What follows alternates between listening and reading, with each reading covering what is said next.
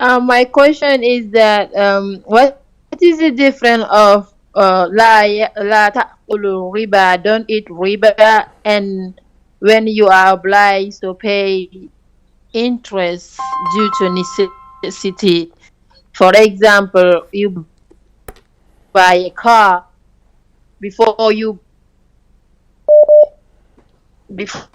buy the car, and they add like have it together, you add it, or you sign a paper that you're gonna pay for this, and they ask you to pay like your monthly payment will be like 500, and you end up being paying Perhaps, $1,000 yes, for I got your question, Sister Fatima. I got your question.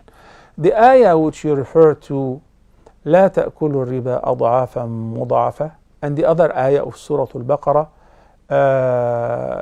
commanding us to avoid riba. It's not only about charging interest or collecting interest on the money that you deposit in the bank, but it is also forbidden to pay interest on a loan that you take from the bank or whoever lender is willingly and under regular conditions.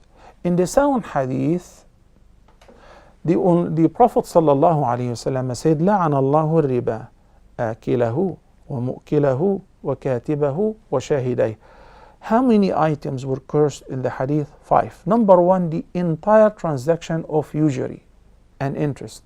Number 2, the person who charges interest, whether it's a person or a firm, and the person who pays and agrees to pay interest. And number 4, the accountant or the person who concludes that in a contract.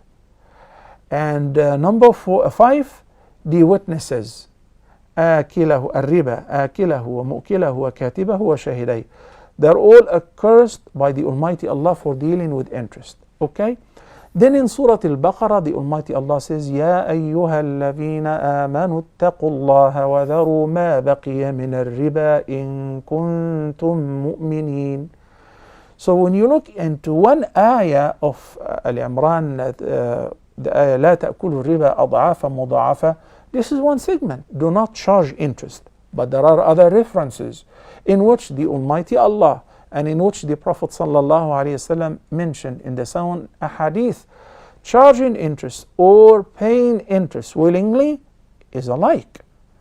Then we come to the other condition, which is a necessity, like a family living in a country, non-Muslim country. They don't have a Muslim community around. And the guy owes a lot of money and he will be kicked out of his rental property. He will be homeless, he and his children.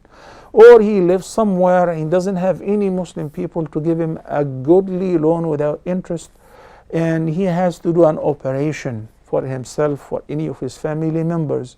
So the only solution is to take loan with interest. Is this permissible? It's permissible because this is called necessity, darura.